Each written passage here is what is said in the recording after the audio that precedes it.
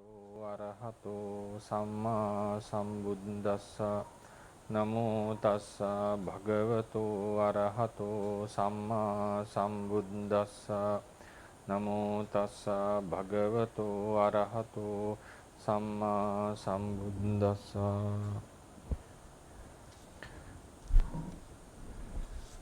Good morning, everyone. Today we will be focusing on some ultimate realities that we have talked so far.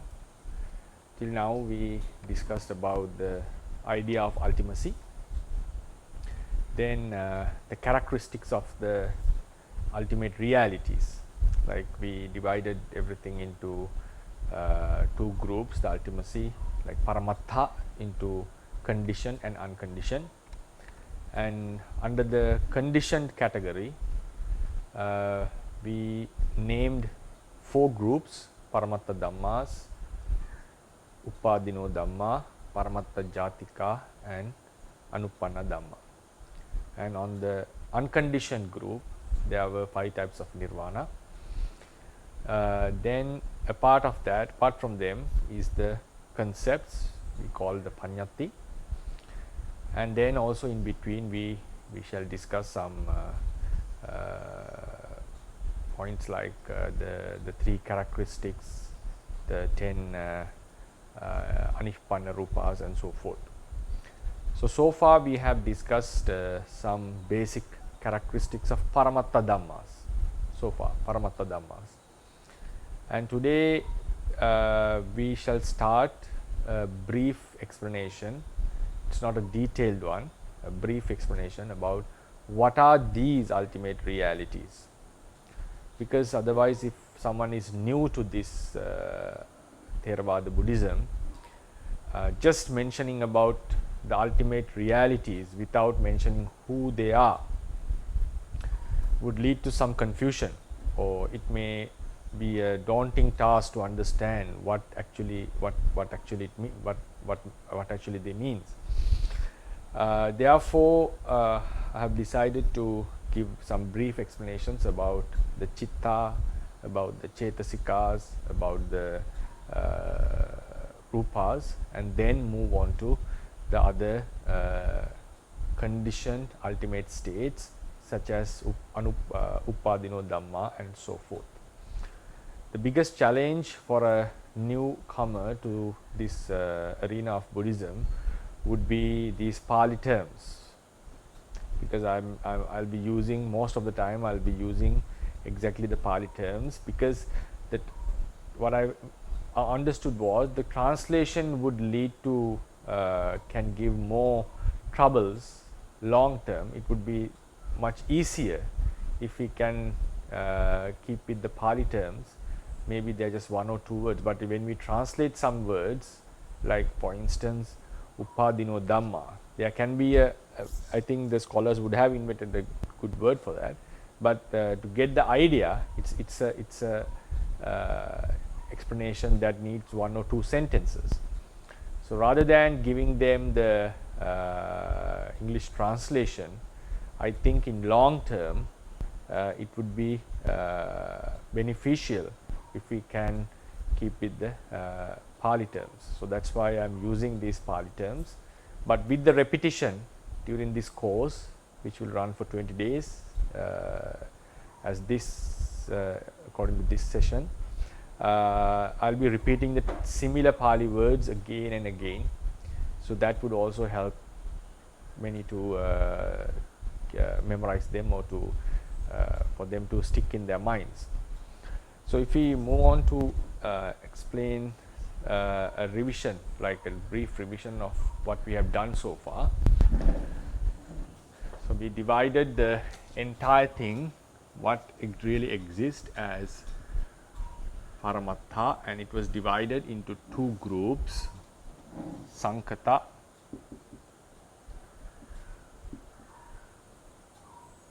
Paramatha and Asankhata Paramatha. Then in the Sankhata group, we we explain 4 categories. Paramatthadhamma, Upadino Dhamma, then Paramattha Jatika and Anupanna Dhamma. These are the 4. Then in the Asankata Paramatthas we had 5. Sammuti, Nibbana, then we have Tadanga, Nibbana, Vikambana,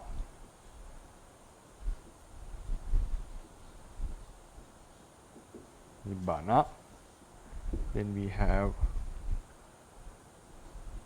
Samucceda, Nibbana, and we have Nissarana, Nibbana. So these are the entire group of Paramatthas, ultimate realities. So out of the, apart from them is the, if we can make a huge, very clear distinction, we have something called Panyati.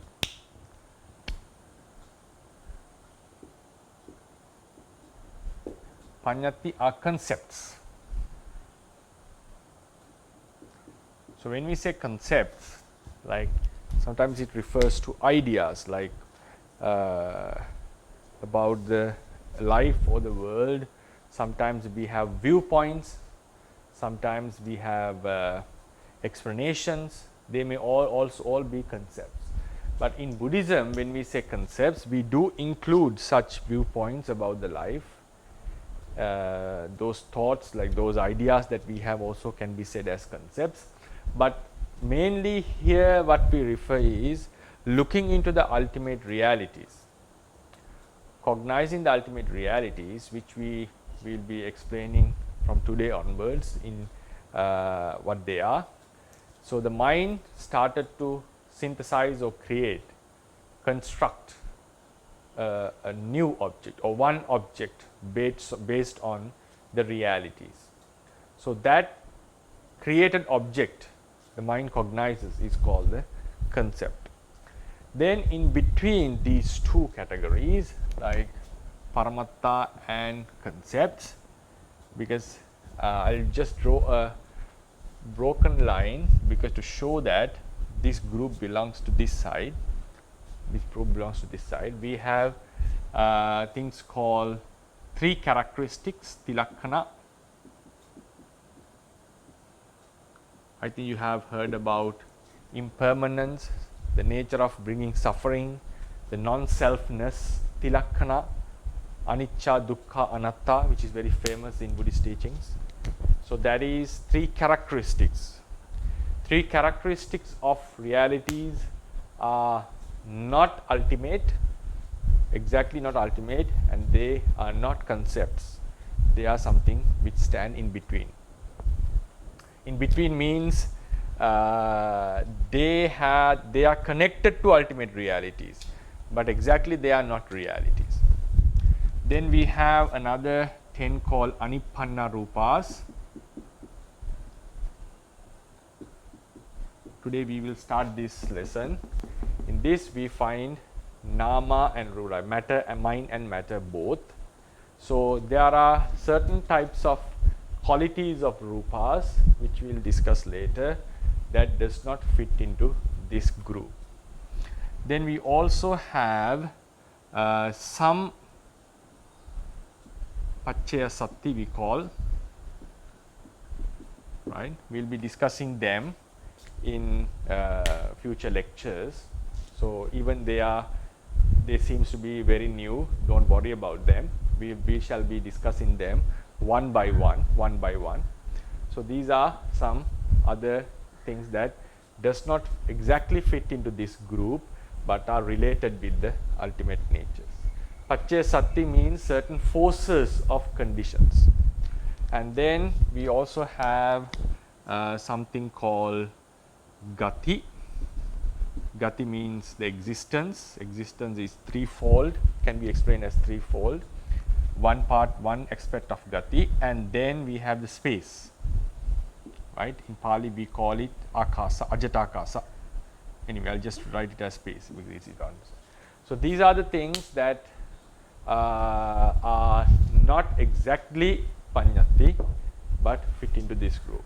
Some would have been surprised, like this space has been explained in some Buddhist sects to be unconditioned reality, but in the Theravada aspect, because we are talking about the Theravada aspect, it is neither said as a ultimate reality but not as a concept.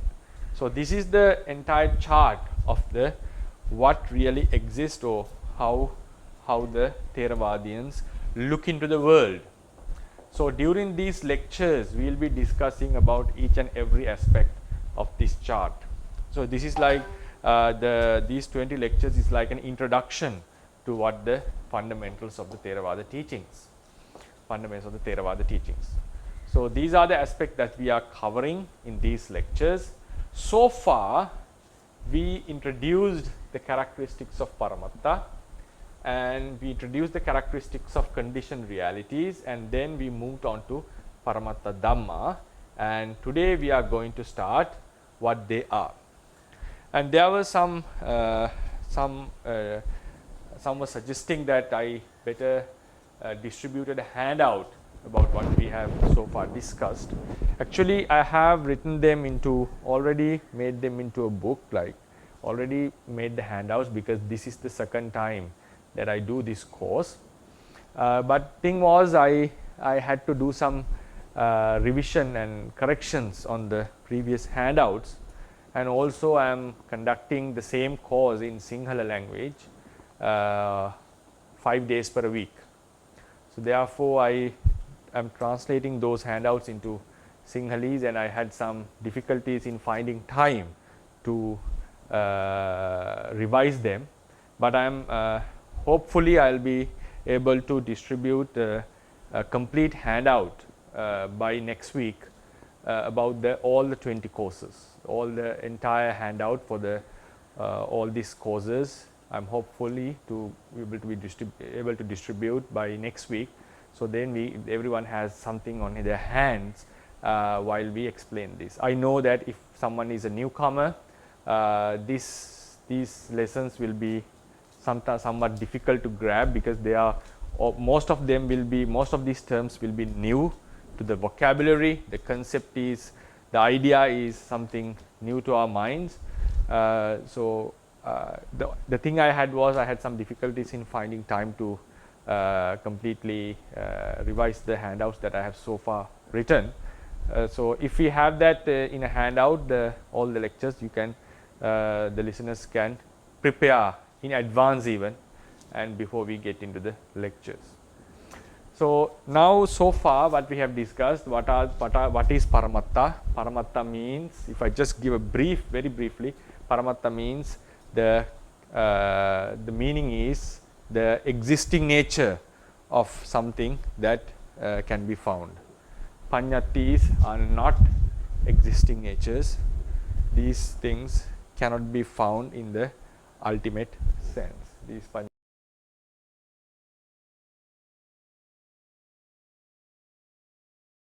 Panyatis cannot be found in the ultimate sense. These Paramattha can be found. Then these Paramatthas are not hidden. They can be empirically observed, most of them. Then there are two types of such natures, Sankata and Asankata. Sankata was conditioned. Condition means it depends on other natures to exist. Then Asankatas do not need such dependence. Then we moved on to Paramatthadhammas. So among them, Paramatthadhammas are the main part. They are just stages of Paramatthadhammas. Though we categorize them as 1, 2, 3, 4, what we have to keep in mind is these are the main part. This is the core essence of this subject. These are just stages of this Paramatthadhammas. That will be clear when we come into these lessons. So, these Paramatthadhammas, we gave some basic characteristics. They arise together with some other Paramatthadhammas. They arise together with some other Paramatthadhammas, and they have their own intrinsic nature. They have a unique intrinsic nature. Mind has a unique intrinsic nature. Mental factors, each mental factor has unique intrinsic natures, and Rupa has unique intrinsic nature. Then we also mentioned that these Paramatthadhammas in the observable world, when we analyze intellectually, what we find, we analyze intellectually, what we end up are the Paramatthadhammas. They are irreducible. They are irreducible. In the intellectual analysis, we find the irreducible elements are called the Paramatthadhammas. And also we mentioned a certain Paramatthadhamma has a characteristic. The characteristic and the Paramatthadhamma, the characteristic and the Paramatthadhamma are identical. There is no duality in Paramatthadhamma and its characteristic. For instance, if you say Patavi, Patavi is hardness. Hardness itself is Patavi, and Patavi itself is hardness. There is no duality in them. Then we discuss about the arising and passing nature of Paramatthadhammas, arising and passing nature. If something has arisen and passed away, that is considered as a past Paramatthadhamma, Atthita Paramatthadhamma. If something has arisen but not passed away yet, that is a Pachuppanna or present Paramatthadhamma. If something has not arisen yet, that is called a future Paramatthadhamma. Then also we discussed that every conditioned Paramatthadhamma has three basic characteristics called arising, persisting, passing away. The three phases the Paramatthadhammas go through: arising, persisting and passing away. The characteristics are they arise, they decay and they pass away. They arise, they decay and they pass away. So these are the things that we so far discussed, the highlights. Now today what we are going to do is, what are these Paramatthadhammas? What are they? So we see mainly two groups of them. We see mainly two groups. We call them Nama and Rupa. Nama and Rupa. These are the two groups of these Paramatthadhammas. Nama means mentalities. Rupa means materiality. Materiality and mentalities. When we say mentalities, this refers to the consciousness, the cognitive ability of ourselves. Materiality is the particles, or we can say the stuff out of which this material world is made of. So it's like when the material things come together, they appear as things. That is the materiality part. Our bodies are made out of materiality. Bodies are made out of Rupa. The outer world is made out of Rupa. But the living beings has an extra feature in their selves, that they are conscious about the things. This consciousness, so we call it the consciousness. So that consciousness, or the awareness of the outside world or about our own selves, is called the aspect of Nama. So this Nama is further divided into two, not the Rupa part, as Chitta and Cetasika. This Nama part, by which we are aware of the world and about ourselves. This is what we generally call the consciousness, the cognitive part of our life, the part which makes the cognition. So this is again twofold as Chitta and Cetasikas. This is a completely separate part, Rupa. So a being normally we say, is a constitution of these two. It's a constitution of these two. To understand this clearly, first we have to think what is a being. Like for example, if we take ourselves, we think this is a person. But when we analyze this, the person, the self-identity, we find, according to the Buddhist analysis, when we analyze this identity or this self or I, in terms of intellectual, when we scrutinize this, the idea of I, we end up in two arenas: the conscious part, the unconscious, the material part and the conscious part. So before we go into this subject, into the Buddhist aspect, there can be a question or a problem, we would say a question that would arise, is according to our general understanding, the knowledge that prevails in the present world, especially based on science, we advocate a material world. We call it materialism. Everything is made out of material stuff. According to particle physics, it's made out of small particles like electrons, neutrinos and so forth.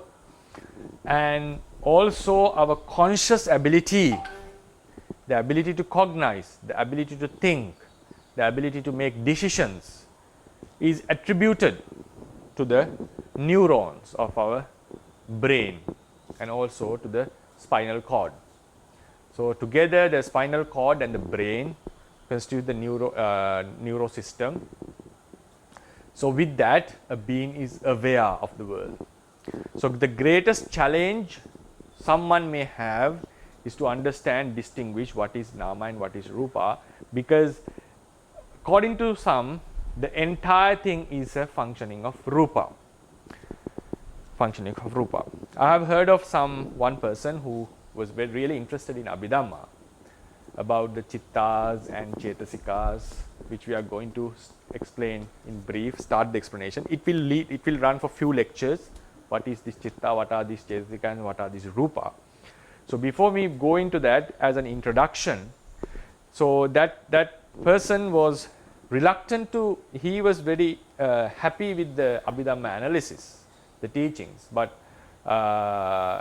being a doctor, he was reluctant to study, because what he felt was all the conscious activities that we have can be attributed to rupa, because it can be explained through brain. It can be explained through the brain, through the cells like the neurons. So therefore, it is very important that we distinguish how we understand the consciousness first, a little bit, like with a logical aspect. Why it makes sense, why consciousness is necessary. That is a important thing to find out before we go into the plunge into the consciousness. If someone is based on faith towards Buddhism, this won't be a question for him. But it's, I think most of you have heard what is the relationship between brain and the consciousness. Isn't the brain is functioning as the consciousness? Because when certain parts of the brain are inactive, our certain conscious abilities, we lose certain conscious abilities. Certain parts of the brain is removed. We loses the creativity of ourselves. Sometimes we lose the mathematical aspect of the of ourselves, abilities. So likewise, we have already attributed certain parts of the brains with the abilities, certain abilities, that conscious abilities we have. And it's also not exactly same for every person. The location may change according to neuroscience. So how do we understand that consciousness is necessary? So one aspect, there are two main arguments for this, to understand why a different element called consciousness is necessary and why it has been advocated, expressed in Buddhist teachings. So when we talk about the brain itself, so we normally, according to science, brain is a closed system. It's a closed system. The functioning happens based on chemicals, the reaction of chemicals. So what happens is when the chemicals are limited in our cells and the neurons are limited, though they are very high in number. So when a certain object, we encounter a certain incident. So if there is only materiality, what happens is, so there are certain functionings or reactions going on in our brain, in our cell, in our body. So that brings the reaction that we make, that brings the response that we make to a certain incident, So what happens is, if this is a closed system, if we have a very high technology, if the science is gone to a high level of technology, or if the person is really intelligent, special like a divine being or someone, he'll be able to make an algorithm. What is going to happen, because if the chemicals are limited, if it's a closed system, there is no inputs, then when we encounter an incident, if the technology is very high, we are able to see, we will be able to predict what is going to happen.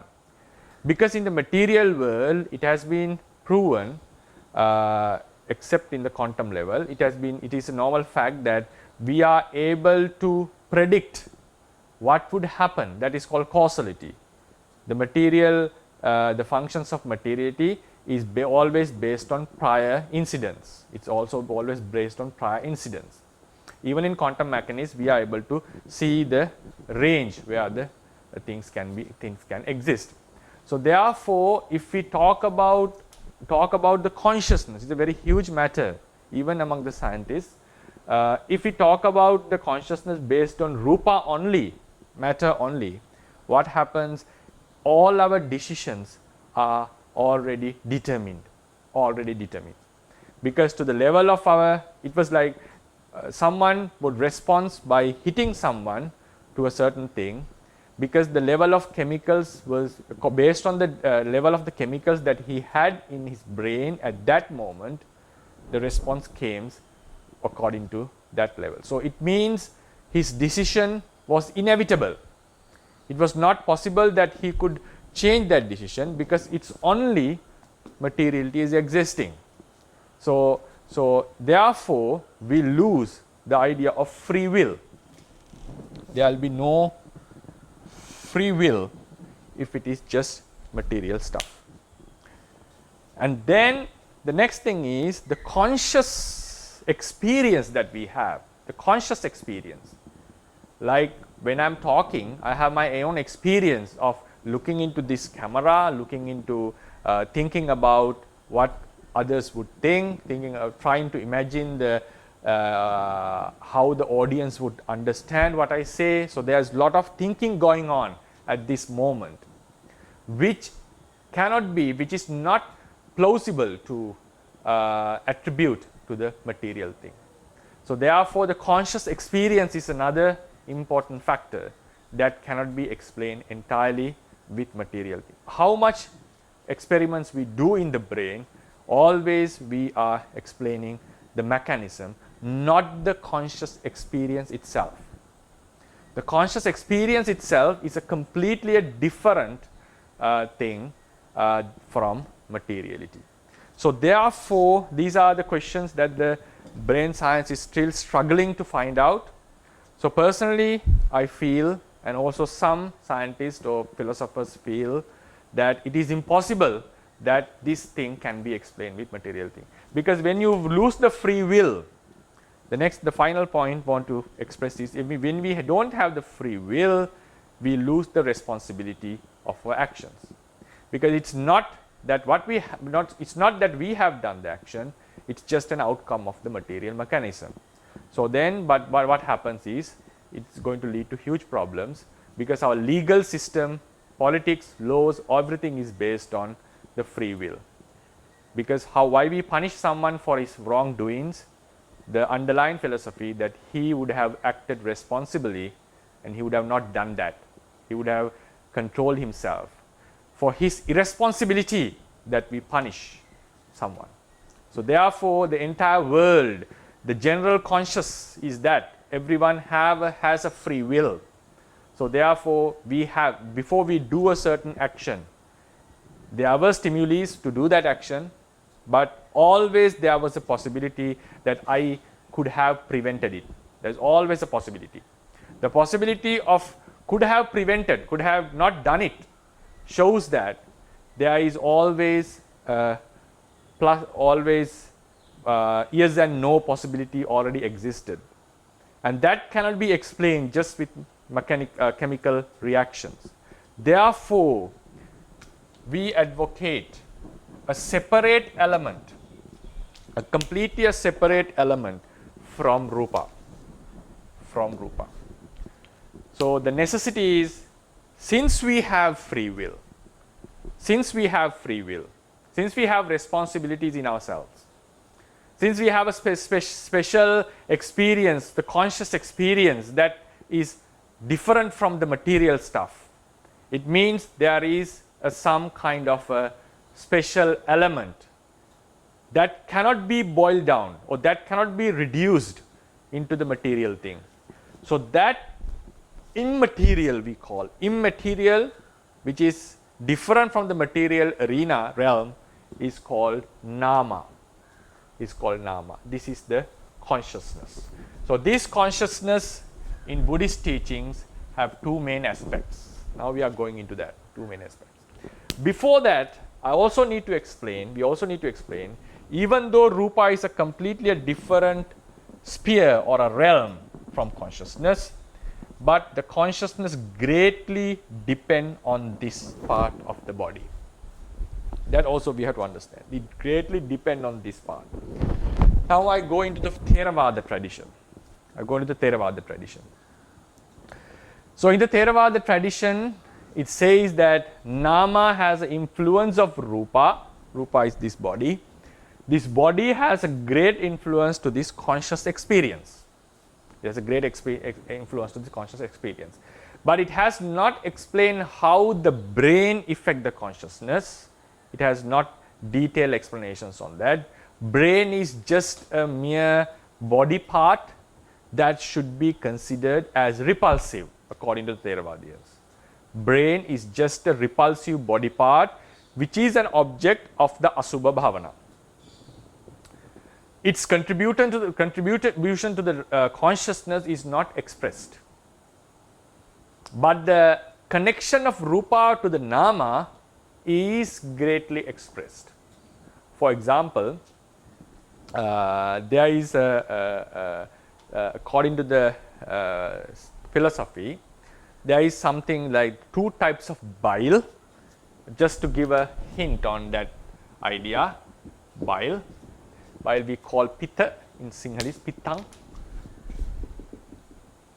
pitta, which is the yellow color liquid that is in our body. So according to the literature, there are two types of bile, right? I'm not saying that this is scientifically proven or anything. So just to want to show that this support of rupa to the nama, effect of the rupa to the nama has been expressed. Then we can try to understand how brain is related to consciousness. So the bile pitta, there are two types of bile, baddha and abaddha. So there is the inside, like with the bile which is inside a certain organ. If it gets activated, if it comes out, according to the tradition, it says that it is inevitable, it cannot be prevented that this bile, the baddha pitta, makes the consciousness or the person to become insane. He becomes mad, like he loses his conscious, the restraining ability, and he is unable to respond as a conscious, sane person. So what does it mean? That material thing, even though consciousness is expressed as a different element from material thing, the Theravadians advocate that the material sometimes can go completely overcome the consciousness and completely jeopardize the thing. Completely it can bring into a chaos. So the same thing should be applied to the brain. In my understanding, the brain has a great effect to the consciousness. According to the Theravadians, consciousness is located in the heart, according to the meditative experiences. but brain is somewhere else. So these brain neurons have a certain, even though they are locally different locations, they have a great effect on the consciousness. That is also another aspect is Buddhism. It means consciousness located in one place can affect the entire body, nama to rupa. It is not necessary they have a physical connection. And then some material stuff locally found in the parts of the body, can affect the entire body. So this is the idea of Theravadians. So the material thing can, some part in the body can affect somewhat to the entire body. The consciousness can affect the entire body. The same thing that the certain bile and so forth, which are in the certain parts of the body, can affect the consciousness. So in the same way, the neurons that are found in our brain, it has been proven that they do have a great relationship to our conscious ability. So these functionings, even though consciousness is located in a different place locally in the heart, according to Theravadians, it has a great effect. So this effect, it not necessary, according to the Theravada tradition, it is not necessary that they are connected like this. There is no, it's not necessarily they are connected with the material line. It's an ability of the rupa to affect the nama, because this is considered as a one circuit, one life. So this entire life means the body and the mind, they are interrelated, not physical. It is not necessary to be physically, even there is some kind of a mysterious connection with the mind and the brain. So therefore, even though we say it's a completely a new dimension from this, they are greatly interrelated. So with that insight, we now go into this conscious part. Later we'll try to analyze this rupa. We'll not be talking about how it affects. We are going to analyze what this rupa is. The next purpose is, with this analysis, what is our aim, what is our intention? To understand that there is no self, it's only a bunch of nama and rupa existing correlated to each other. And then the final aim goal is to understand what vipassana is in this, according to this Theravada philosophy, and how do we practice, how do we understand, how do we apply this knowledge into our insight practice. So that is the aim. So now I think it's little bit somewhat clear that what is the difference of nama, what is the difference of rupa, and this is the cognition part of the life, and this consciousness which is called nama, try to remember the word nama. Nama is twofold, acitta and cetasika, and this is a completely different aspect, but they are greatly interrelated depending on each other. So now we move on to nama aspect. I think I shall erase this.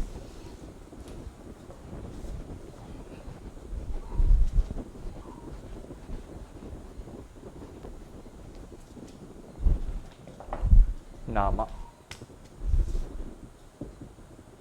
Nama is the connection of chitta and cetasika.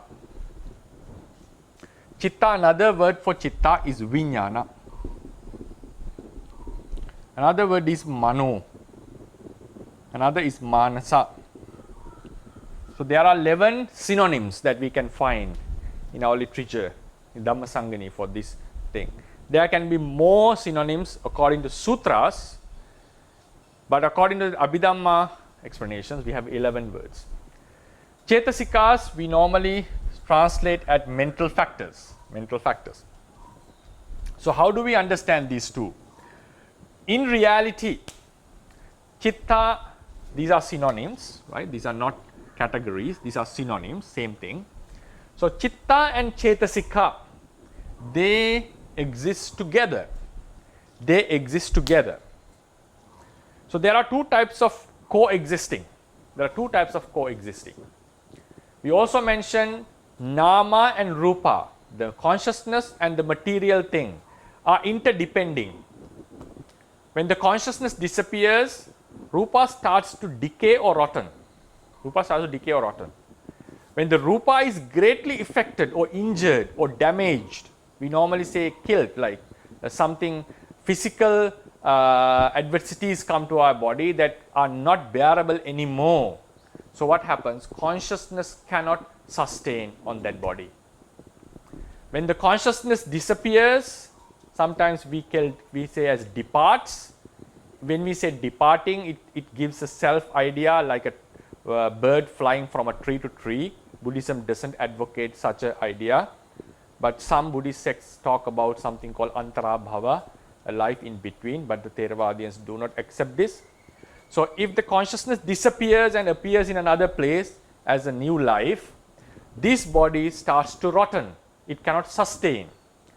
So there is something called vitality, which is required for the body to sustain, according to the tradition.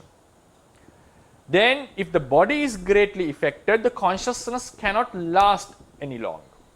So they are coexisting, supporting each other. That is one type of coexistence.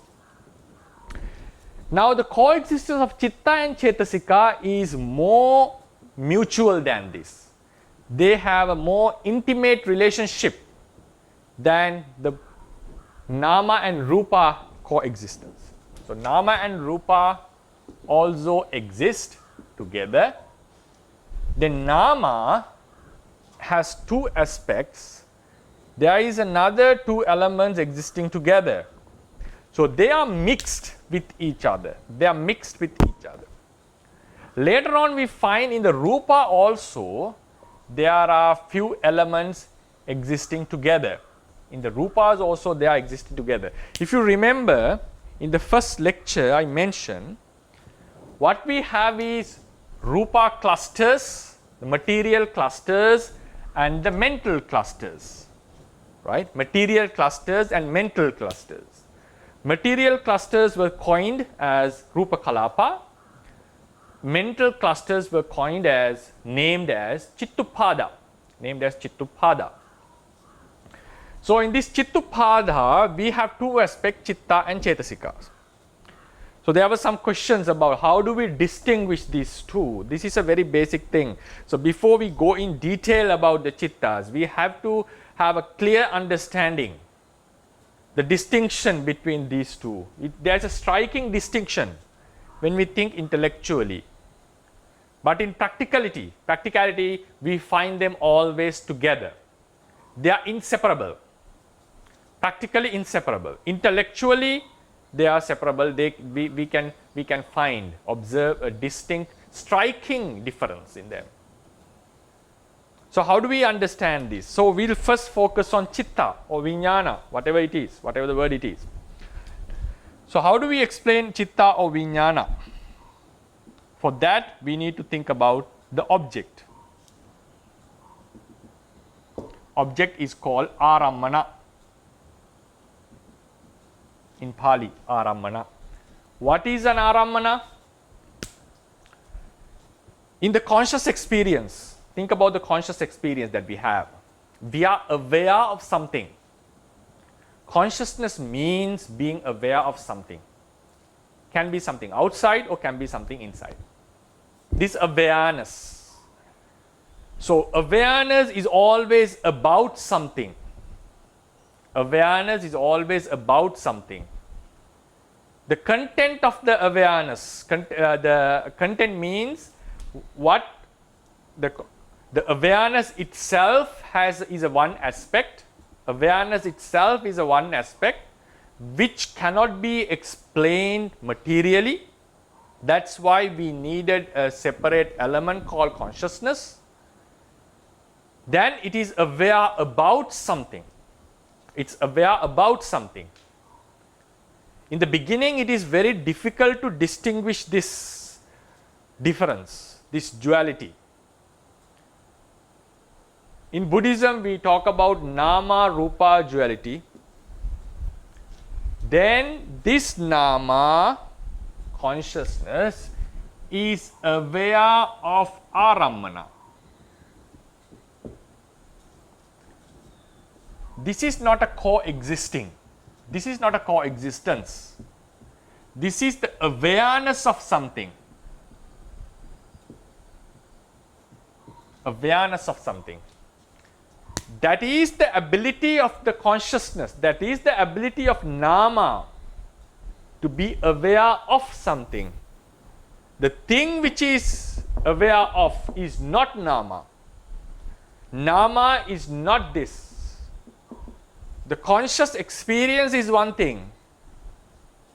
The aware of which the awareness is, about which the awareness is something else. So therefore, when we talk about Nama, we should know what is the object of Nama. This is, when we say the object, sometimes someone can be confused. Sometimes we say objectivity, like when I do something, I have a objective. There is an objective always. Like why do I go to the dining hall? My purpose is to eat. Why do I do this lecture? To share the knowledge that I have gained. Another objective is to clarify my own path. So likewise, there can be objects. Why someone listens to the lecture? Because they want to understand what Theravada Buddhism is. So these are objectives of our actions, motives of our actions. Here, object doesn't mean that motive or the objectivity, that objective that we have. This is the thing. This is the we call the word should be used as the thing about which we are aware of. So therefore, Aramana, the object, is something else. The consciousness is something else. Always the consciousness cannot appear without cognizing an object, without focusing on an object, without knowing an object, without being aware of an object. Therefore, when we talk about a consciousness, always keep in mind it is aware of something. It is aware of something. And the next fundamental is the consciousness can never be aware of itself. A consciousness can never be aware of itself. So then we can think, can't we be aware of our conscious experience? Can't we think about it? Yes, we can think about it. But how does it happen? Consciousness appears, disappears. A new consciousness appears, disappears. It appears, disappears. But why? What happens? There is a generation going on. We feel it as one thing. We feel it as one thing. But it is different conscious experiences happening. One after another, one after another. A certain conscious experience cannot be aware of itself. A different conscious experience can be aware of an already happened conscious experience. It is possible. The consciousness, one consciousness cannot be aware of itself. Another consciousness can be aware of another before previous consciousness. Sometimes maybe some rarely about a future consciousness, but not about itself. So that is also a very basic fundamental. It's aware. So in this case, the object of consciousness, this consciousness, if you take this, the number B consciousness, this A consciousness, awareness of the object of B consciousness is the A. The A consciousness can never be aware of itself about A. The simile given is a knife can cut other things, but the knife cannot cut itself. The knife cannot cut itself, but it can cut all the other things in the world except itself. So likewise, the consciousness cannot be aware of itself, but it needs an object. It can be aware of all the other things, whatever, depending on its capacity. Now this conscious experience of becoming aware of an object, what the Buddha, what the Theravadians advocate is, now in this experience, there are few aspects to be understood. Consciousness means, when we talk about consciousness, we have to talk about the objects or the Aramana. So there are countless number of Aramanas in the world. Infinite number we can call. Infinite number of objects. So, but the thing is, we are aware of one thing at a time. We are aware of one thing at a time. Sometimes we can be aware of many things, like we see a group of rupas in front of us, things in front of us, but what we see is only color. What we see is only color. So there, even though we may have many objects at a time, we are aware of objects which share similar characteristics. So therefore, in a one conscious experience, we cannot have completely strikingly different objects. We cannot have strikingly different objects. Like, for instance, you cannot focus on nama and rupa both together at the same time, because they have completely striking different characteristics. But we can be aware of various colors at the same time, because the color, the basic characteristic of color is to be is the sensitive nature to the eye. So they share similar qualities. So many objects can be taken at one time when they share similar qualities. Even nama and rupa can be taken at once, focusing on their similar qualities of khanda qualities, ayatana qualities, and so forth. But the focusing on the nama quality and rupa quality, they cannot be taken at once. So normally we say, just we'll go into the simple explanation, consciousness is aware of one thing at a time. Consciousness is aware of one thing at a time. But the thing is, there are lot of number of objects to be taken, can be taken. So this conscious experience to happen, one object has to be selected. One object has to be selected. It means our conscious experience is focused on a one object. Think about, now there are 7 billion people in the world, but we think about one of our beloved ones, that's specifically person A for things. Now this A is a beloved one, right? So at one time we think about this beloved person. So the consciousness has to have a focus on this person, because conscious experience always has a certain degree of its awareness. It has at least a minimum level of degree of awareness. So therefore, it focuses on this, getting out, leaving apart all the other 6.99999 billion people. Only on this person. Right? We are just taking a basic simile. This can be made, the simile can be made more complicated. We'll just go with the basic simile for the understanding. So this object has been focused, has to be focused. So this focus we have is a very basic attribute of this conscious awareness. There is a focus. Without the focus, it's impossible. The conscious awareness cannot happen. Now think about our personal experience. We think about someone, about our parents, about our mother, father, brother, sister, sometimes about the wife, husband, children. So when we think about someone, just sometimes there can be thinking about two people at a time, because they have shared personalities. As humans, they have shared personalities. Personality means the shared human qualities. Just we'll take a simple example. Think about someone we love the most. We think about this person. So we avoid all the others. So there should be a focus at this person. That is a must. Now when we think about this person, we have a very pleasant feeling.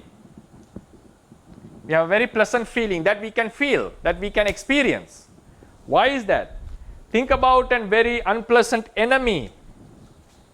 If the B is an enemy whom we don't like, there is a focus towards him as well.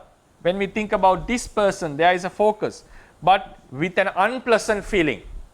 The content of the consciousness, content means the conscious experience. It's not only confined to the focus. There are some emotional qualities that can be felt in that conscious experience. So this pleasant feeling is another aspect of this conscious experience. Then sometimes we get joy. We get joy in him. We are quite happy. Pleasant feeling in one thing, joyness is one thing. Joyness is one thing. Then we also have, in that conscious experience, we have a certain recognition. Recognition. It's not that, how do we see now, when we think about our beloved one, it's not necessary that we name him always. It doesn't come, that the name doesn't come to our mind always. But the recognition here means our mind knows it. Our mind knows that it is a particular person, different from others. Our mind is able to distinguish it. For example, if you think about another person and think about this beloved person, we know, we are able to distinguish him from others. So that is called recognition, which has to be explained in detail. We call it sanya, right? But just keep in mind that there is always a recognition. So likewise, in this conscious experience, we have focus and some other emotional or some other mental aspects. So in this all, now it can be detailed, the list will go further. Then in this all the dynamics of this conscious experience, the characteristics. The foremost is the focus. Without the focus, none of this is possible. Without the focus, none of this is possible. So therefore, focus here is the forerunner of this conscious experience. All these secondary, these happens based on this focus. So in a conscious experience, the focus towards an object is called citta. Focus is the citta. It focuses on one object. It delimits the object, delimiting the object from others.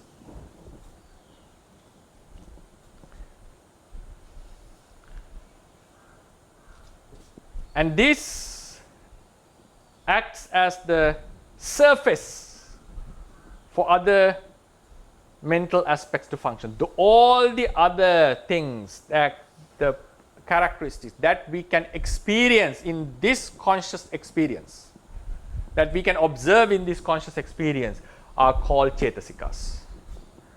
The focus is the citta, the remaining are the cetasikas. There are a number of cetasikas. Now think, can we distinguish or separate them practically? No. A conscious experience, to become a complete conscious experience, according to Theravadians, just mere focus cannot happen alone. Always there is some kind of a feeling, some kind of a recognition, some kind of, even in the focus there are aspects of focus. So likewise, the thing to understand is cognition has a certain degree or level below which it never comes. So therefore, always they happen in a cluster. Cluster means together.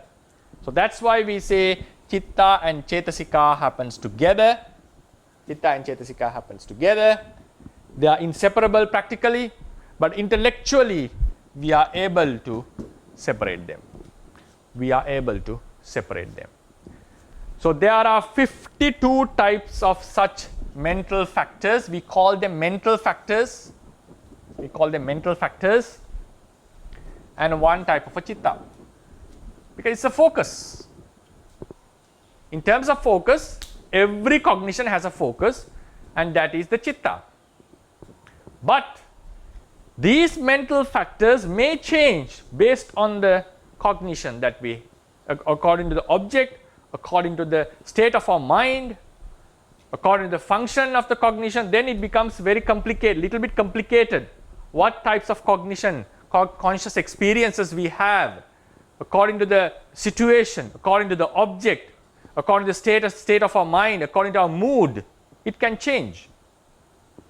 So what the Buddhism says is, Theravadians says, now we are going to see various combinations of chitta and chetasikas, various combinations we are going to study. It's a study of our practical life, about ourselves. So what happens? What we think, now these chitta and cetasika happening is a one conscious experience, another conscious experience with different factors of mentalities, another conscious experience. So this keeps on happening one after another, one after another. In Buddhism, one aspect is we should be able to distinguish this conscious, the lineage of these conscious experiences one after another. So we find it's not one person is always aware of this world. It's a lineage or a generation of conscious experiences happening one after another. In a conscious experience, we find it's not even a conscious experience, it's not a one thing. It's a combination of two different things like chitta and chetasikas, not only two, it has number of mental factors. So it's a cluster happening, going on. So what happens when we focus on these elements, the mental elements separately, we find that there is no person called I whom we can call as we think at the person I. So therefore, the Buddhism is the practice of Buddhist teaching is to understand this reality practically. This is an intellectual study. This is the scriptures that we are studying, what the mechanism is. And we should be able to observe this mechanism practically. And when we observe, naturally our wrong beliefs, wrong ideologies would disappear and we come into the enlightenment. And for that, we have to bring the aspect of rupa also, because it's also practically connected. So nothing to say about chitta and cetasika. Even nama and rupa we are unable to distinguish in practical life. So I as a person is working and doing all this stuff. So what happens when we consider it as an I?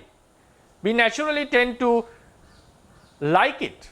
We naturally tend to feel dear about it, to protective about it, because that we consider it as one thing, one person.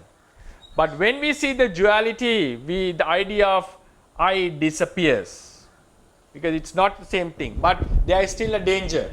Some would say this nama is the self. So that's why some believe that there's out of the body, inside the body, there is some immaterial thing called the soul, which migrates from life to life. Soul is not the body, body is not the soul. There are doctrines even during the Buddha's time. So what the Buddha wanted to say, even this conscious experience, nama, is a constitution of two main elements, the chetasikas, the mental factors, and the chittas. Then the next thing, so then it's not a one thing, it's not a one soul, it's a combination of things. And those things happen in generations. One after another, one after another. So we are supposed to see this, observe this. So then the idea of self completely dilutes. And the person starts to lose the attachment towards oneself. Because lose the attachment towards self means there's no self to be attached. That's the point. It's not a suppression of the attachment towards the self. When we understand there is no self, there's nothing to be attached. So therefore, these are the points that the distinction between chitta and chetasikas. Now, next week, I'll be focusing on this aspect of chitta, not in very detail, but what is a chitta? Now it's the focus. Now what happens as an introduction to the next lecture, now this experience, conscious experience, together with chitta and chetasikas, we are able to label different conscious experience. The combinations are different. we see different combinations. So this chitta means together with chetasikas, right? Together with chetasikas. So we find 89 different combinations in Buddhism. We talk about 89 different combinations. Combination means focus and different mental factors, and those combinations are not only based on the difference of the ingredients, these ingredients. There are some other factors, the mode, the situation, the place where the consciousness arises, the functions it's performed. The combinations are based on various criteria, but we study about 89 combinations according to Theravadians that we experience in our day-to-day life. So we'll be starting on them from next week onwards, and then we move on to Rupa, and to them later to the other aspects of Paramattha. So today we discussed about the Paramatthadhammas are divided into Nama and Rupa. Nama is consciousness, Rupa is material thing, and why Buddhism doesn't advocate materialism. It expresses about a mental immaterial thing called consciousness, but they are greatly dependent upon each other. In the consciousness, the arena of consciousness is again divided into two aspects, chitta and chetasikas. And how do we understand practically? Chitta is the focus towards an object. The mentality, the chetasikas are the other mental factors that we can observe in such a conscious experience, connected with the focus, which is inseparable practically, but intellectually the distinct can be observed. And we find 89 such combinations, and that's what we will be studying from next week onwards. Yeah. So I conclude the lecture. Thanks for listening, and the floor is open for question Q&A session. Sorry. Thank you so much. Sorry. So, hi everyone. So if you have any question, please put it in the chat box, or you can raise your hand and we will meet you. Hi, but also in the meantime, may I have a question? Sure. So, yeah, the question is about the detailed classification we gave for the dhammas at the beginning of the lecture. Okay. So you have the Paramatthadhamma, and then the Buddhist, and then you also gave the list of the 5 or the items, and kind of in between those two. Yes. You mean this, right? So I'd like to know kind of the relationship between this kind of classification and another kind that I'm aware of, which is the 5 new dhammas. So Five. there are the 5 new dhammas as Sankhara, Vicara, Lakkhana, Paddhati, and Nibbana. So how do they connect to each other? Yeah. Thank you for that question. So there is a classification called the Neya Dhammas. Neya Dhammas means the objects that can be known, that should be known. Both the meanings are possible. That can be known or should be known is Neya Dhammas. We normally say this was the object range of the Buddha's wisdom. Object range of the Buddha's wisdom. So we have Neya Dhammas. We have Sankhara, Vicara, Lakkhana, Paññatti, and Nibbana. Right? Sankhara is the Paramatthadhammas we discussed. Paramatthadhammas, and Paramattha Jatika Anupanna Dhamma Upadino Dhamma also fall into this category. We don't need to find, because they are stages of the Paramatthadhamma. So we put them in here, but there's a slight difference which we will discuss in a certain lecture. They are connected to Sankharas, but not fully, but we cannot distinguish them as a separate element because the Kathavattu denies that. Then Paññatti is this, yes, that is clear. Nibbana was the asankata paramattas. This is the conditioned realities in the first list. Nibbana here. Then this vikara. Vikara means in the anipanna rupas. In the anipanna rupas, we have certain things called akasa and 2 vinyati and 3 vikara rupas and 4 lakkhana. 4 lakkhana. So though we say it's 3 vikara, another explanation is both vinyati and vikara are all called the vikara. Vikara means like there is a alternation, change has happened. So vinyati and vikara in the anipanna rupas fall here. They fall here. Then upachaya santati jarata anicchatha, for the 4 lakkhana rupas fall into lakkhana, and anicca dukkha anatta also fall into this lakkhana. Akasa dhatu and the huge space are identical because akasa dhatu means there is the original space. In that space, when 2 rupa kalapas appears, the space was originally there. The existing gap between these two, which was already there, is called the akasa dhatu. So therefore, the space and the akasa dhatu are identical. But in the Theravada tradition, we have not recognized space as a separate thing. It's considered as the empty thing, empty space where all the conditioned realities exist. So I don't know how to fit into this, but it says that space is something which has no beginning, no end, and no limits. Then we come into these two, sampacce sati and gati. Right? These can be put into all the aspects, sampacce sati and gati. So in this Neyya Dhammas, another thing in Buddhism we have is the 5 Niyama. 5 Niyama. So this Niyama and Neyya Dhamma, both collectively, we'll be discussing this at the end of this session of these 20 lectures. We can also distinguish them as Dhamma and Dhammata. Dhammata is Niyama. These are the laws of the world. These are particulars, the things that exist, Dhammas. So Niyama is 5-fold: Uttu Niyama, Bija Niyama, Kamma Niyama, Chitta Niyama, and Dhamma Niyama.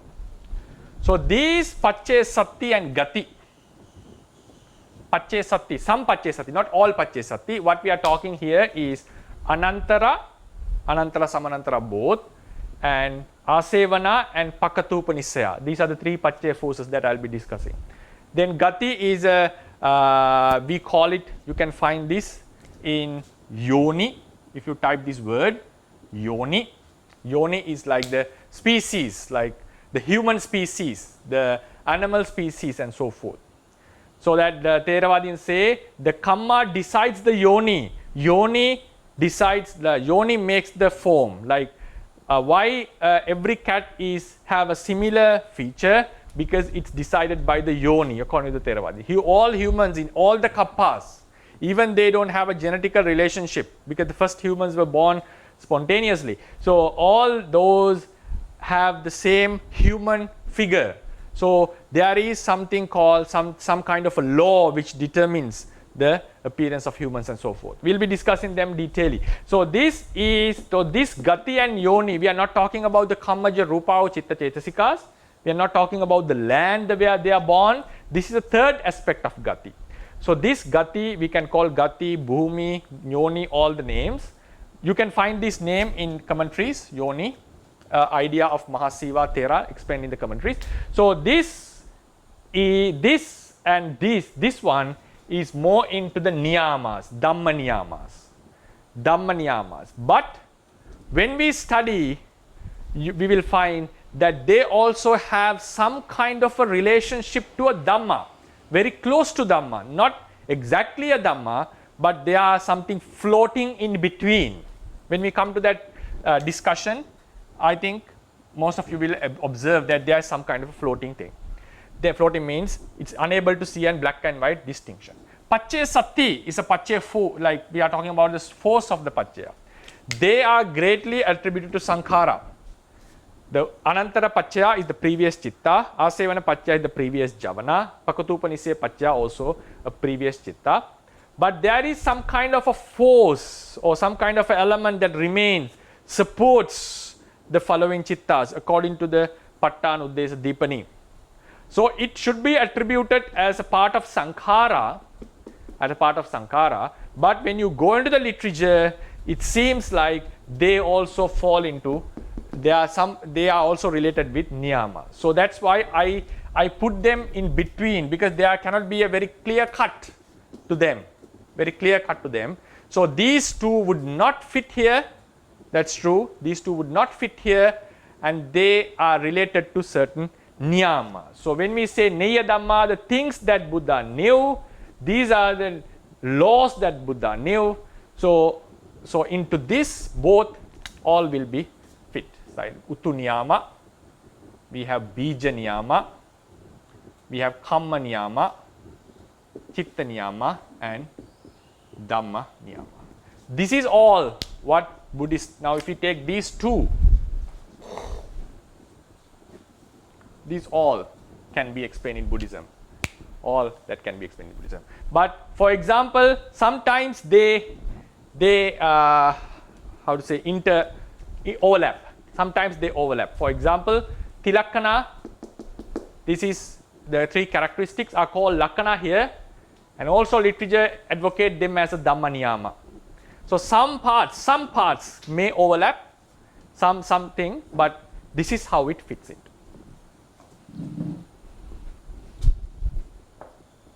Thank you so much. Okay, sorry. So I see a hand again, so go ahead, so you're here. Yes. Good morning, Mr. I have two questions. Okay. So the first one, you explain about the two types of the coexistence. Mm-hmm. You say the Nama has a great effect on the Rupa, and the Rupa also has an effect on the Nama. Mm-hmm. So in this, I think it's only talk about the Panjavogara, right? It's not like the Ekavogara or Jatavogara. Yes. I was talking about the Panchavokara. Yes, you are correct. Oh, okay. Yeah. So my second question is about the Jada, or where's the object. So the Jada, as we know, can take the past or future object as well. Mm-hmm. But for an ordinary person, how he observe the future object? It's under the supernormal power. Right. So for that, Sally, we need to understand there are three levels of cognition, three levels of knowing. One level is the observation we do with our five sense doors. With our five sense doors, we can directly see, hear, smell, taste, and touch objects. That is a very distinct, direct sort of experience. Then we have another direct experience, like in Abhiññāna, as you said, the supernatural powers. Some can see the past life, some can see the certain future, some can see far away objects. We call the supernatural powers, like the Buddha and some Savakas had. So this is also one sort of a direct experience. Then we come into the third category of the experience. There we have clear experiences, then we have general type of experiences, sometimes we have misleading experiences, all fall into this category. For example, in Vipassana meditation, normally as it is practiced today, for example, when a consciousness arises, suddenly with another consciousness, we observe that and see it as impermanent, suffering, and non-self. That experience is also very vivid, but I think you can see it's different from the five sense experience, it's different from Abhiññāna experience. It's a normal experience that we have, but it is more vivid. We can see, we can remember what happened to us in this life, what happened in that consciousness, what sort of a feeling it was. Then another, we say obscure, I may use the word obscure because it's not very vivid, for instance. Now, according to the Theravadians, this is something that we need to discuss in the chapter of Aramana. Now, someone is sitting here. There is a wall. And another person walks by. Another person walks by. I don't know who is he, but I know there is someone here. I can feel it. I can hear the voice. I can hear the noise. Noise is saddha. Then I think about this person. I imagine about this person. I don't have a clear, vivid experience about him as I see him directly. So this is like an imagination, we can say inference, whatever it is. It's not vivid as from five sense doors. So in such an experience, according to the Theravada tradition, our object is the actual person. Our object is the actual person. But he was visualized in a different manner. I thought my friend is coming, but it was a different person. So when I think about that person who is coming as my friend, even though I visualize as my friend, according to the Theravadians, my real object is this person. My real object is this person. Why? My mind has focused on the person who is coming beside that wall. So the visualization was, there were different concepts about him, different perceptions about him, didn't matter because the mind was focusing on that particular person who was coming with a different misunderstanding. So here we say, even though I thought him as my friend, my real object is not the real friend, he is the person who was walking, but I understood him wrongly. So likewise, when we think about the future, what would happen, this consciousness and so forth, if we generally think this consciousness would occur maybe a few years, something so forth, tomorrow and so forth. If we are supposed to live, what happens? Our mind, according to Theravada, is said to have a future object. It may change. I may think it will be a kusala chitta, but it be a akusala chitta. I may think this will happen, but it didn't happen as it is. But in the general sense, if we thought about a rupa, if we thought about a chitta, so that we say that's how a future object can be known. Think about the simile of the person beside the wall, according to Theravadians. Then another thing is, there was no one, just a normal sound, just something fell down. I think it's a person, but it was just a sound. Something has accidentally has happened. I think about a ghost, think about a person. So in that case, I have a certain object in my, I think about this person, but the object is not really there. It's not really there. These are factually empty objects. So in that case, didn't the conscious experience have a real object? There was no real object, but he visualized a person. So in this case, the person was coming, I think him wrongly. There was no person, I thought him as a person. In both the occasions, there was a visualization. If the person was really there, visualization and the real person, both can be found. If the person was not there, it's a visualization, but not the real, nor factual object. In the Theravada perspective, it can be proven with evidences, according to the Theravada standpoint, that in such a experience, if the real object is factual, even the visualization is wrong, we consider this as the real object. This is the object of the conscious experience. This has to come into a lot of discussion, I know that. Then if the object is not factual, empty, but there is a visualization, Theravadians count this as the object. So always I mentioned the object is something outside, something apart from the consciousness.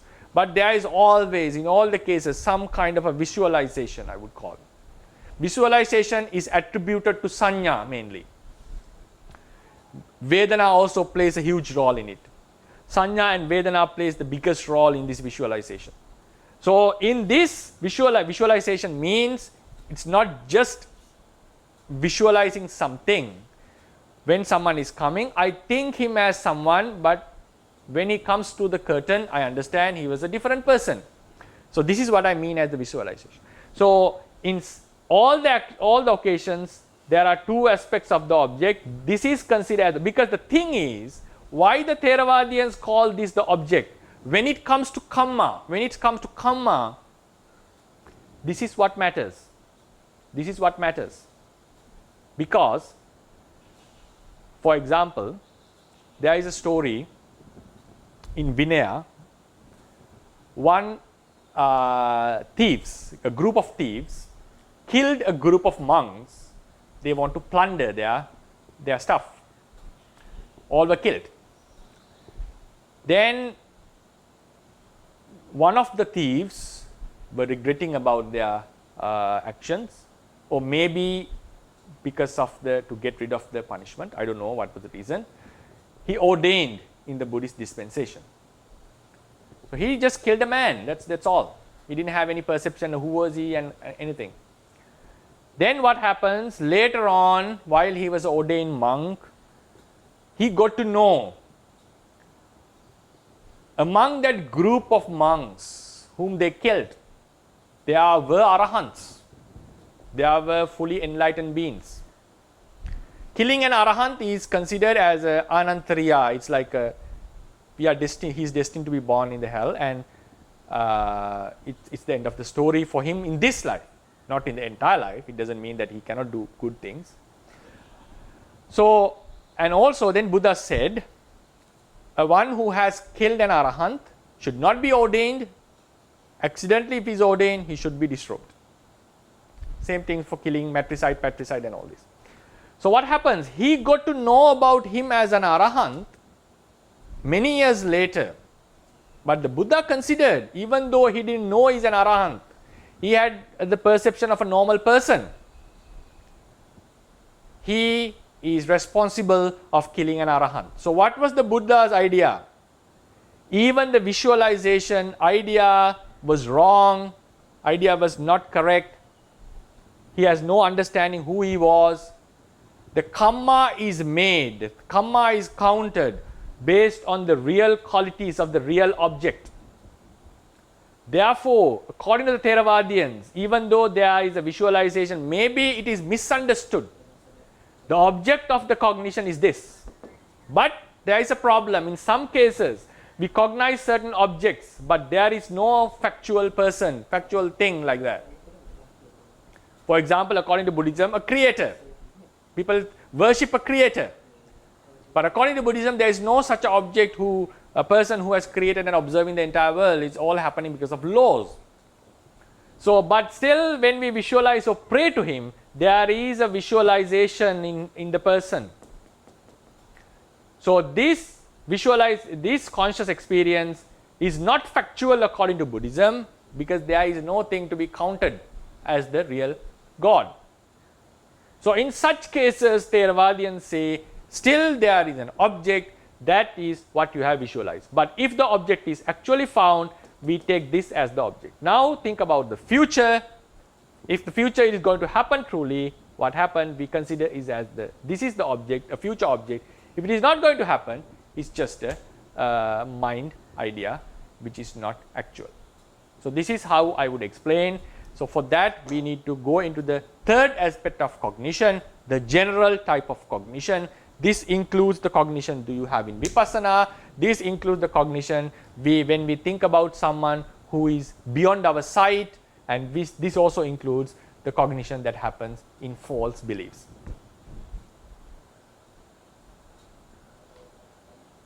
Is it clear, Sale? Okay. So Okay, thank you, Bhante. Sorry. And I see another hand and one question. So Okay. this question is a short question. So we just want to know the information about the Singhali lectures. So they want to join. or the Sinhalese lectures. It's every weekday. Okay, I'll write it. Pen order. Every weekday, Sri Lankan time, 8 to 9:30 p.m. 8 to 9:30 p.m. I think we have already done 20 plus lectures. All are uploaded in the YouTube as the English lectures. Yeah, this is how. Okay, thank you, Bhante. Can I see another hand here, Bhante? So from Ananda in Ganda. So please raise your question, please. Bhante, Theravada Saranai. Actually, I have a different question, but just the answer that you have given in relation to the monk, the Arahant who was killed unknowingly. It's kind of a contradiction. Like when you think about Chetana Ambika Ramanada. So now he did not have the intention of killing an Arahant. So in that case, how can you reconcile between what you said and the reality? Maybe Buddha has told him to destroy for another reason. Maybe he knew at that time, at the time of killing, he was killing an Arahant. I don't know. I'm just thinking it could it be that, or I'm just asking. Yeah, it's a good question. Yeah, since we discuss about this matter with the question, it's. I have another question I can ask you later. Okay, you can ask the both questions. I will answer together. Yeah. So the second one, Bhante, about the brain, the brain and the mind and the heart, and the chitta is always coming up. Okay. So this is how I don't know whether I'm right or wrong. I just want to get your clarification. Now, the brain, of course, is playing a part. So what I feel is that the brain to take object, the brain is necessary. Like for example, when you think about the 6 sense bases, and those 6 sense bases have 6 particular objectives or for the functions. When you get the eye, then I can only see the rupa, basically, and the ear can hear the sounds and things like that. So like that, when you get the dhamma Aramana, to see an object, the brain needs to be there. The brain has a sensory part probably to see the object, but the heart is what is being harboring the consciousness, basically pavanga. So that's because definitely the mind is not the brain, and we know because when the brain damage, still people can live. Brain dead people still live until the heart stops. So heart and brain, the consciousness and the brain is different. But when you get objects like dhamma, so the dhamma has to be perceived by the brain. I think that's what I was thinking. I don't know whether I'm right or wrong. It's like the ear perceives the sound, and the eye perceives the light. Like that. So is that right? Is my thinking right? So that's the second question.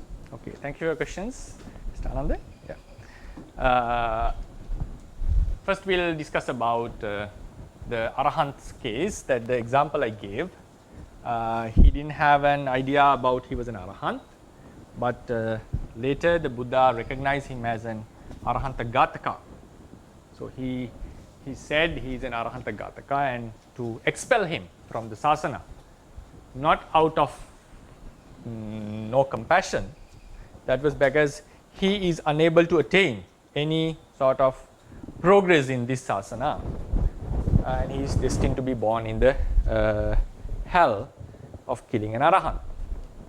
So the question was, did Buddha had any other objectives? Personally, I don't think, because the statement he gave was he is an Arahanta Ghataka.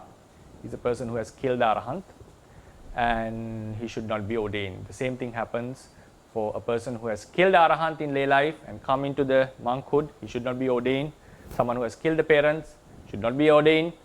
So the statement was given in general, and it says for all the 5 heinous deeds, killing mother, father, killing an Arahant, shedding the Buddha's blood with an evil intention, and making a schism in the monk society, being a monk, all are 5 heinous deeds.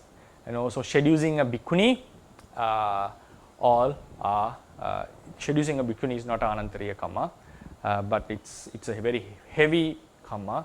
So all should not be ordained, and if ordained by mistake or unknowingly, should be dispelled or expelled. That is what the Buddha's statement was. So this thing comes, the question comes with the very special statement, Chetanaham bhikkhave kammang vadami.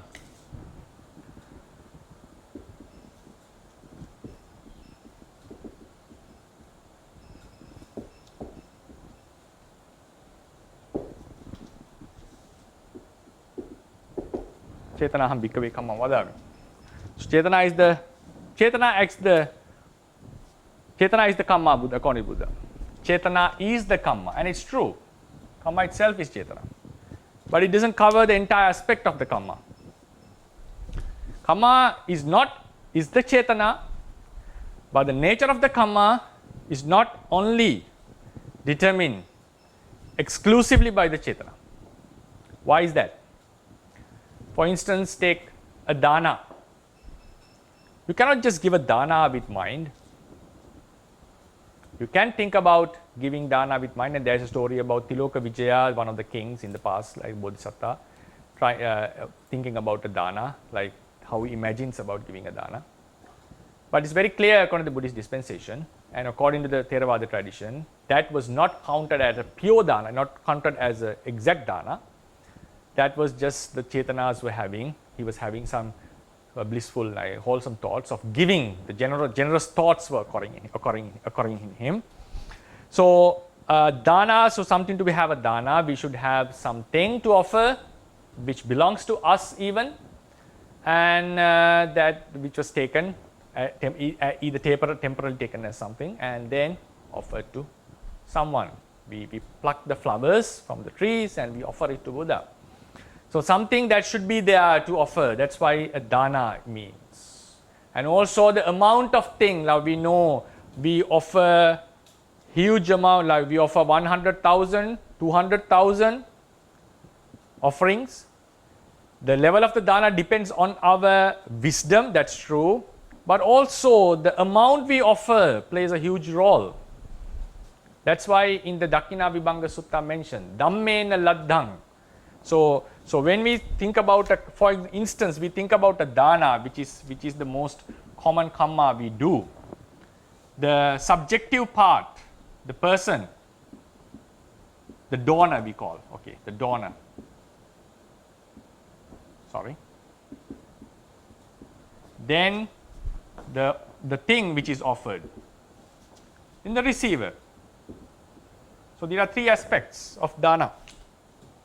There are 3 aspects of dana. This is the Theravada perspective.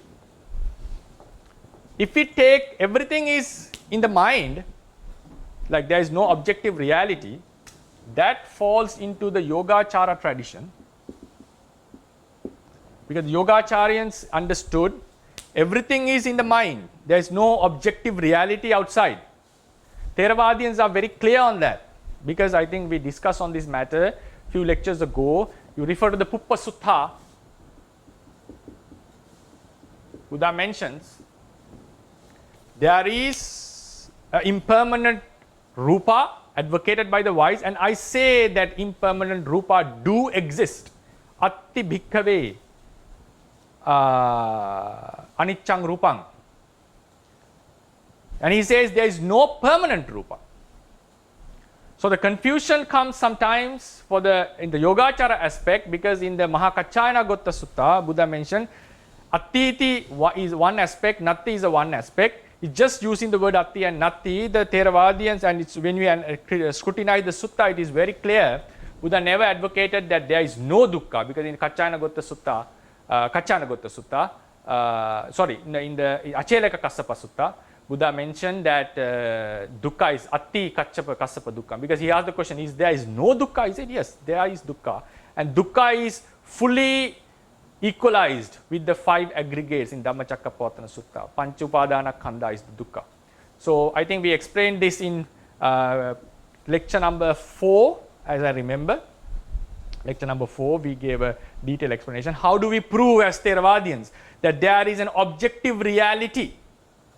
It's not something which is in mind, but there was a school that advocated that everything is mind-made and that belongs to the Yogacharas, and the Madhyamikas were there, who said even the consciousness does not exist and it is just the emptiness is there.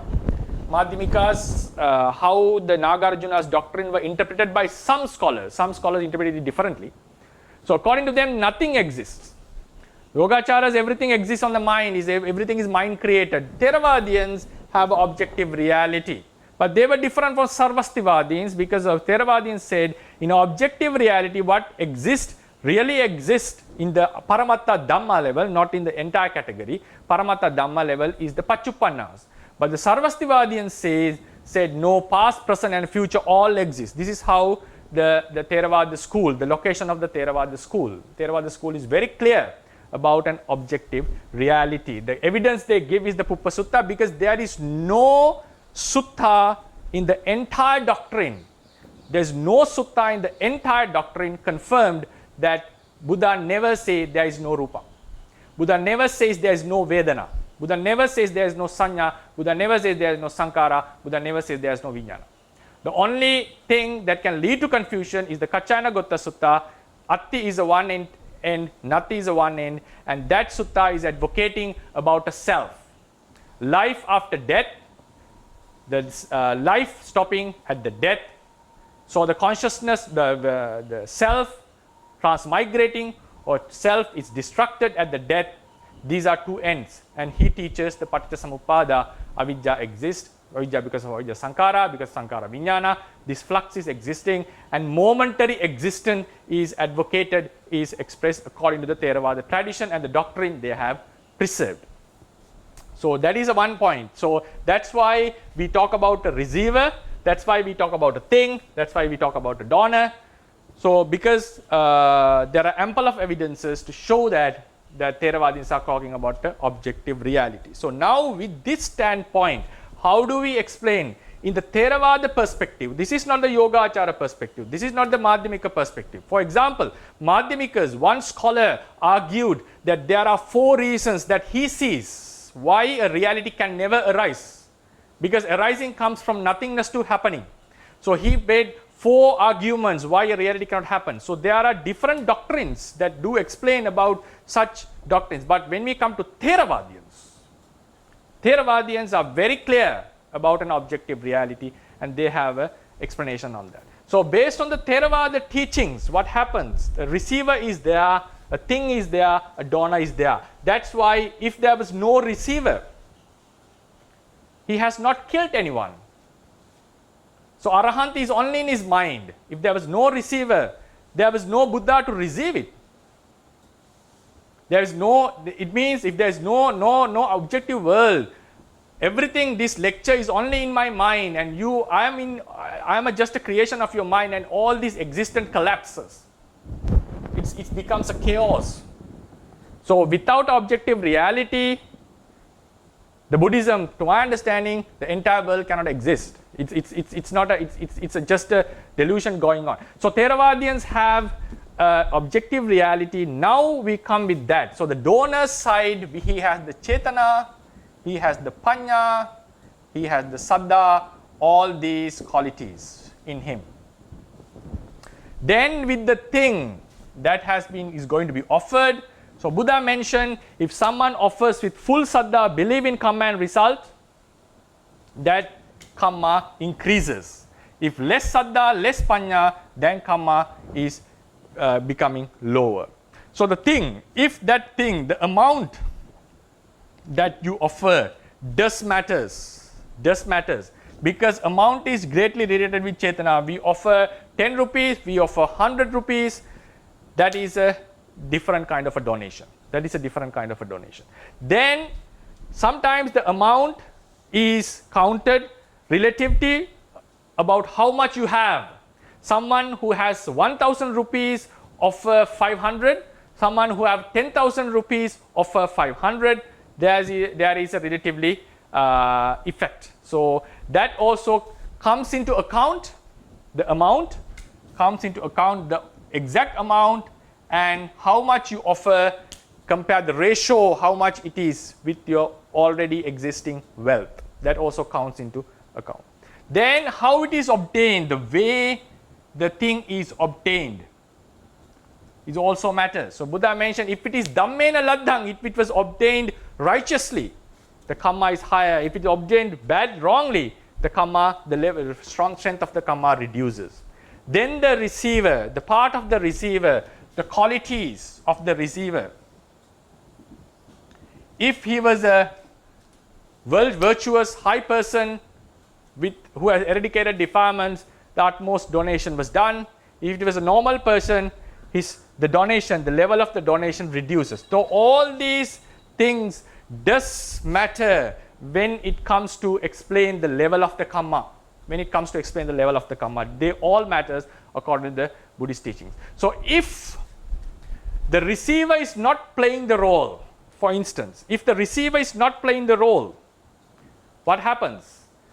For example, if the idea of Arahant, offering an Arahant, if the idea what matters in the donor's side, we will be able to offer someone who is not an Arahant, thinking that he is an Arahant, and if you offer and we may be able to get the results of offering an Arahant. Because if it only matters this side. The same thing, for example, among the six heretics, better not to use the word heretics, the 6 great teachers who coexisted with the Buddha, 2 were considered as Buddhas, 2 others were considered Buddha. Purana Kassapa and Nigantanathaputta were also considered as Buddhas, fully enlightened, knowing everything by their disciples. So what happens? They offered many requisites to these 2 recluses who followed the wrong doctrine according to us. So if we only consider about the donor's part, they were offering to a fully enlightened omniscient Buddha who was Nigantanathaputta. They were offering to a fully enlightened omniscient Purana Kassapa. So if we don't take these into account, what happens? If only Chetana is taken into account, they are offering to Buddhas and they should get the same equal merit of offering to a Samma Sambuddha, because what matters is the person's mind. And this does not fit into the Buddhist teachings, because it's very clearly mentioned, offering a Samma Sambuddha, offering a Pacceka Buddha, offering a great disciple, offering a Arahant, offering a noble being, offering a normal ascetic, offering an unvirtuous person, offering an animal, the categorization is very clearly mentioned. Is very clearly mentioned. So if we ignore this part, what happens? If we ignore this part, what happens? Even we are able to offer an animal, thinking he is Buddha, we should be able to get the same results as offering a Buddha. So therefore, according to the Theravadians, the objective reality, the receiver, this matters. What we think matters. What we think matters to effect the Saddha, Panya, this aspect. If we know he is a real Buddha, the Saddha, Panya would increase. If he is not the real, if we don't know it, it may not reach to that higher level. So that's true. Then we come to the question of killing an Arahant. The question of killing an Arahant. So in that case, the person was killed. This person was killed. So he didn't know he is an Arahant. He had the weapon of killing a person. But the factors of killing were completed. He had the intention. He wanted to kill. He knew this is a living being and he killed it. What happens? Only thing is, so he has completed the killing a person. Only thing is, he didn't knew that he was killing an Arahant. No one would kill an Arahant knowing that he is an Arahant. I don't think anyone would do that. So therefore, his perception had a misunderstanding. That's true. He, not misunderstanding, he didn't know he was an Arahant. That's the only thing. He knew he was a human being. So he killed him. But what happens, according to the Theravadians, that perception is not going to negate his act of killing someone. So the action of killing, whether he knows or not, is the receiver's part. This is out of our control. This is belongs to the thing and how we obtain the amount and everything. We have a control over it, how to get it, how much we offer. But this part is beyond our control. It belongs to the receiver himself. So that's why we kill someone. If he's an Arahant, we get the attribute of killing an Arahant. If he's not an Arahant, it doesn't matter, because perception is the thing is, but none of this will be valid. None of this will be valid if the Chetana was absent. If the Chetana was absent. I was walking, accidentally I happened to kill someone because I didn't have the Chetana. Someone was killed, everything is completed except the Chetana. So none of this will be counted if Chetana is absent. But Chetana is not the only factor to count. Chetana is necessary. That's why Buddha said Chetana is the karma, but Chetana alone cannot perform a karma.